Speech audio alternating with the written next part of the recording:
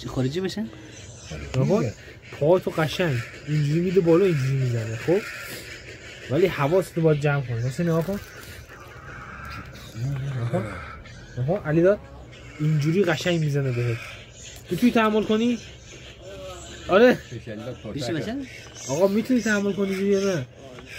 همینجوری میزنه لیکن خواهی دارن قشنگ خواهی دارن بخورم باشه اونم خواهی داره عیب نداره نکن همینجوری میزنه حسین نگاه کن حسین نگاه کن میبینی چیزی میزنه الان میتونی تحمل کنی اینجوری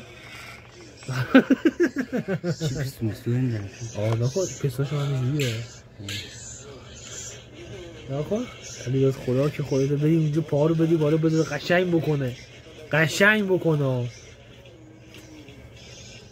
نکن پا رو میتونی اینجوری بدی بالا مردا که نکد میزنه را از اول چی بید؟ شد مردم زنه کنه این جنسه یه قسمت دادنشم بیار که علیو ببینه آره بذار به قسمت دادنشم بیارم که علی خوب ببینه قدر فردا شب چه اتفاقی براش بیفته اون دو جنسه دیگه مرد زنه سم کن دیگه بذار دارم میاد نکن علی داد رفتی اونجا فقط باید تو شل کن باید اوکی کنی اوکی کن نه دیگه اونجوری ببین رفتی اونجا فقط کونتو شل کن خب اصلا صفر نکن قشنگ اینو میبینی نکن چیزی کیلوشو میخوره قشنگ همینجوری کیلوشو بخور حسین داد تیمی حسین نکن میبینی علی داد نکن چیزی کیلوشو میخوره کیلوشو باید اینجوری بخوری خب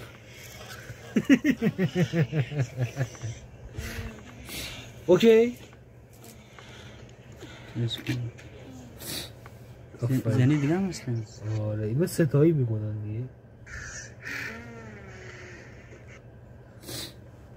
اگه خوب بهش بدی اون دو نفر دیگه هم میگه بیاد ستایی با هم حال کنیم نخون دو تا دختره یکی داره دهن پسره یکی داره کون پسره رو میکنه نگاه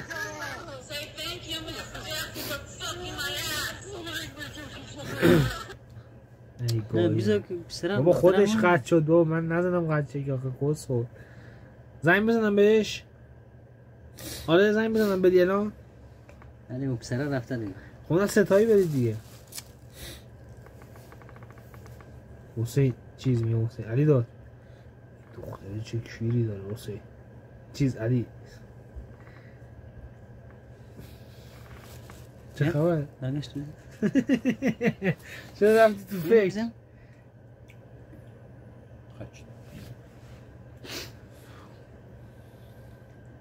نب نداره خب؟ یه باز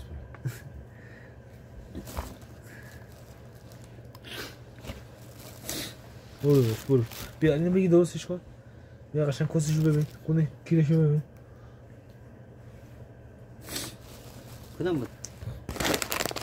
آره همون اولیه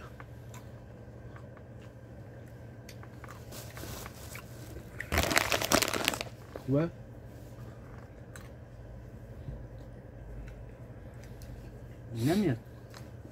نمیاد میتونی تحمل کنی اون کیلو یا نه؟